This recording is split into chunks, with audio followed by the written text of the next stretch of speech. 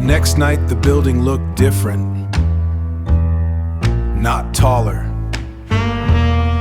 just hungrier.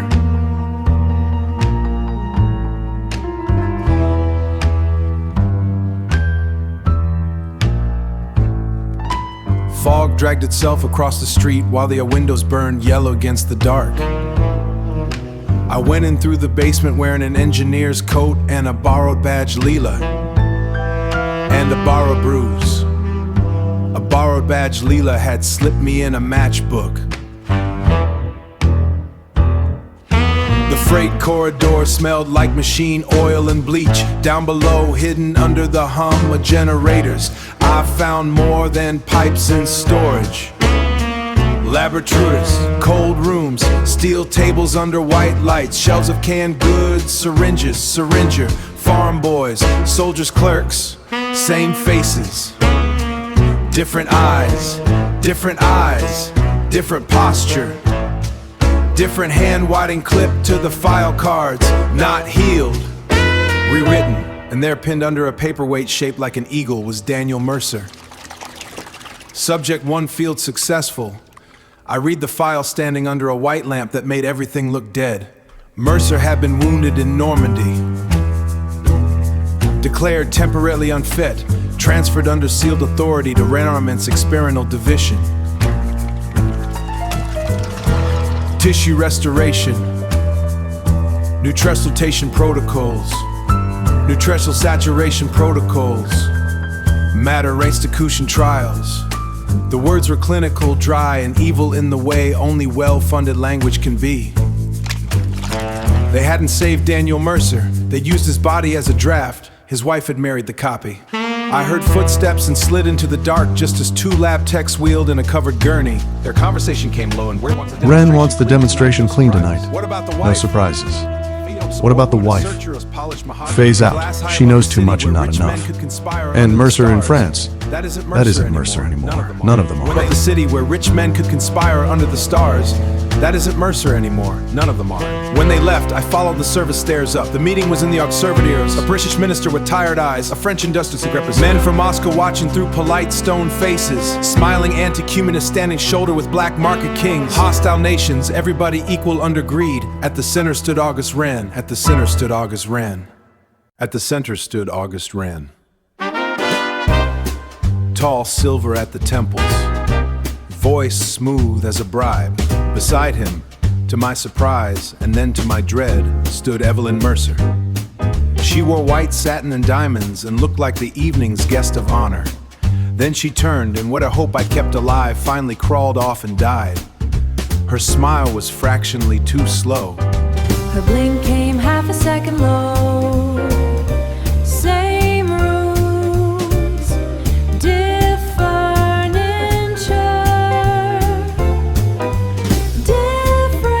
furniture, dial Butterford. Leela had been right. Ren lifted a crystal decanter filled not with liquor, but with a clear, faintly luminous fluid. Gentlemen, he said, the future of empire will not be built through occupation alone. Armies are expensive. Borders are inconvenient.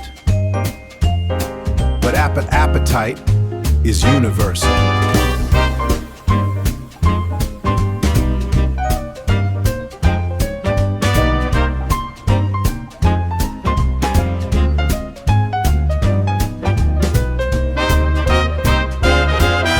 He gestured, and attendants rolled out trays of bread, tinned meat, baby formula, and tablets, chocolates, cigarettes. We learned during the war that scarcity opens every door. Food, relief aid, medicine, reconstruction materials, these are not merely commodities. They are delivery systems. Every ration, every tablet, every preserved ounce can be altered at the structural level. Tissue can be rebuilt. Behavior can be narrowed in time. Populations may be rendered docile, congestrous, and permanently governable. A few men shifted uneasily. More did not. Ren smiled and smiled.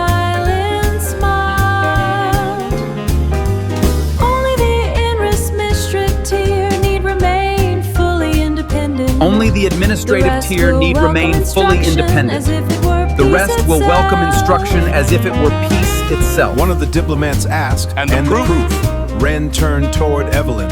Mrs. Mercer. She stepped forward, serene as moonlight on a grave. My husband was our first stable Warfield reclamations. A man critically damaged in battle can be restored, revised, and returned. Memory may be approximated. The work has advanced considerably since then. She wasn't reading notes. Not Evelyn. A version. A polished counterfeit wrapped in silk.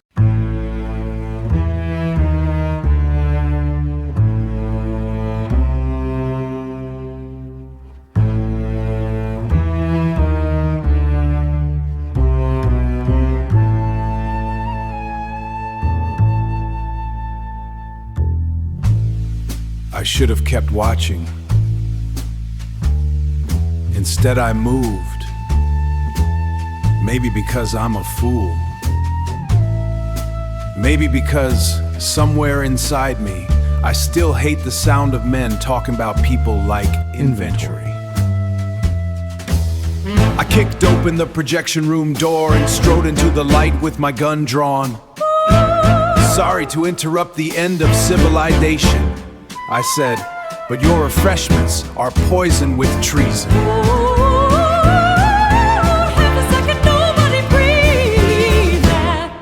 Then everything went to hell in sections.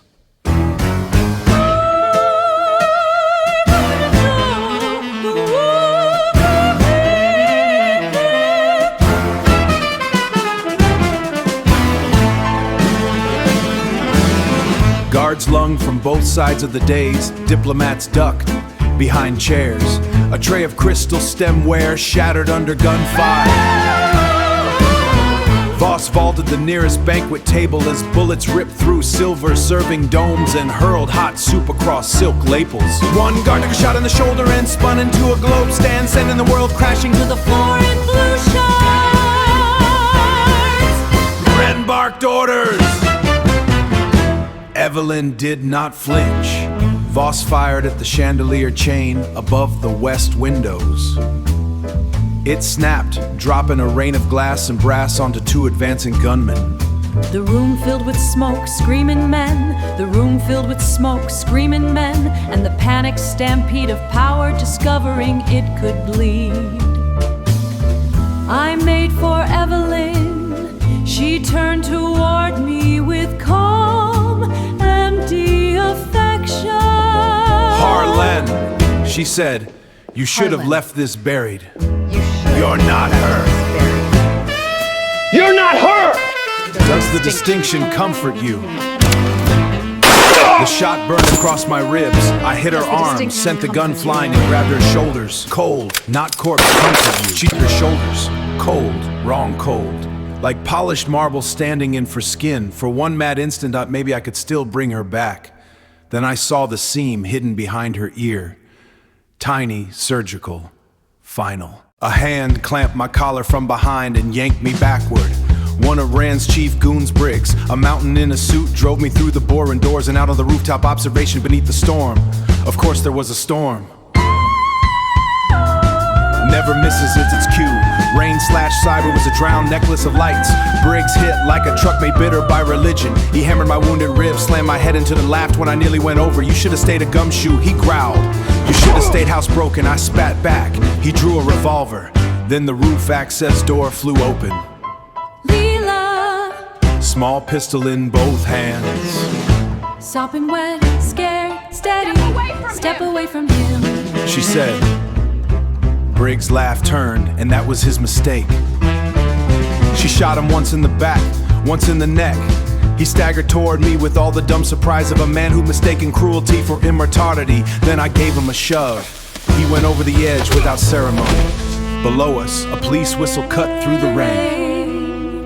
Delaney's ghost must have been doing me one last favor, because somewhere in the chaos an alarm had been pulled and squad cars were screaming up the avenue. Inside, Brand tried to flee through the service stair. I caught him at the landing between floors 9 and 10. He was panting, one hand bloody, the other clutching a small metal case. You don't understand what this can do, he said. I understand enough. It can end famine, rebuild limbs, repair cities. Nations would kneel for it. That's the thing about miracles, I said. In the wrong hands, they always start dressing like tyrants. He went for the case.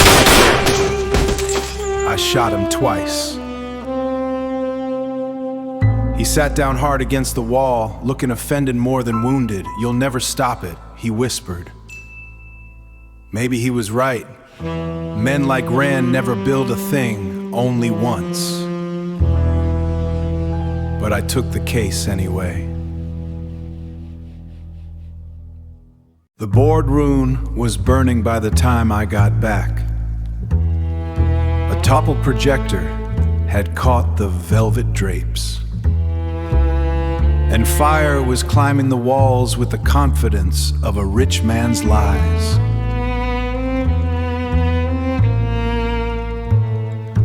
Evelyn stood in the middle of the room, framed by flames, her white dress blushing orange.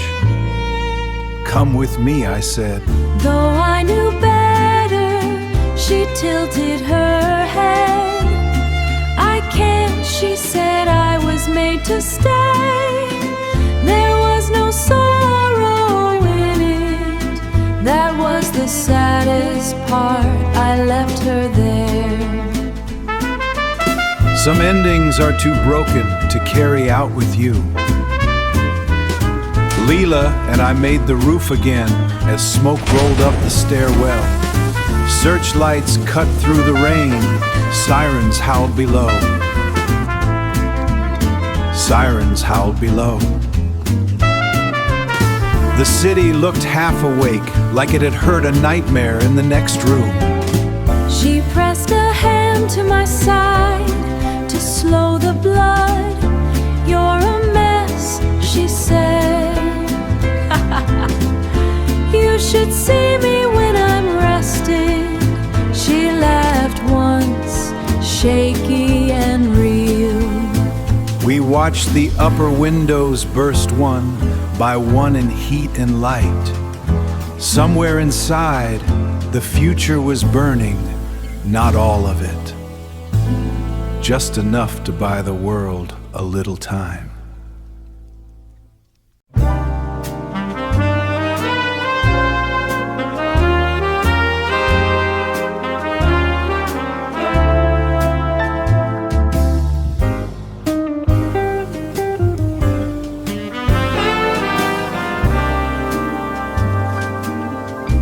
A week later, after statements, funerals without bodies, and headlines that called the whole thing an industrial fire with regrettable diplomatic complications, I found Leela in my office.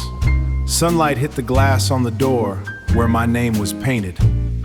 Harlon Voss, Private Investigations. It still looked tired. So did I, but she was sitting in the chair by the window with her hat in her lap and a suitcase by her feet. And for the first time in 10 years, the room didn't feel like a grave with paperwork. What's that for? I asked, nodding at the suitcase. You told me you could get me out, she said. I came to see if you were a liar. I set my hat on the desk. And she stood, came close enough that I could smell her perfume under the city dust. Jury's still out. I kissed her because the world had nearly ended twice, and because sometimes a man has to take the evidence in front of him. When we broke apart, she touched the scar at my ribs with 2 careful fingers. Where do we go? Outside, traffic rolled by. Somewhere far off, thunder muttered like an old detective remembering something he'd rather forget. I looked at the door, at my name, at the city waiting outside like another bad habit. Then I looked at her. Somewhere they don't know how to spell either of us, I said. She smiled, and for a minute, just one, the ghost in the room stood back and let me have it. That's not a happy ending. Not in our kind of story. Ren was dead, but men like him had partners. Countries had already tasted the idea. Somewhere in Europe, maybe Asia, maybe right here in a lab with cleaner floors and better manners, somebody else was probably uncorking the same poison and calling it progress. Frank Delane stayed dead. Once on a beach and once in a laboratory, Evelyn Mercer never made it out at all. Not really, the papers lied. The city kept moving because cities always do. But I walked out of that office with Leela Cross on my arm and the metal case under my other hand, carrying enough secrets to start a war or stop one. The rain had started again by then. It usually does. And as we stepped into it, I had the strangest feeling that the story wasn't ending. It was just learning how to wear a different face. It was just learning how to wear a different face.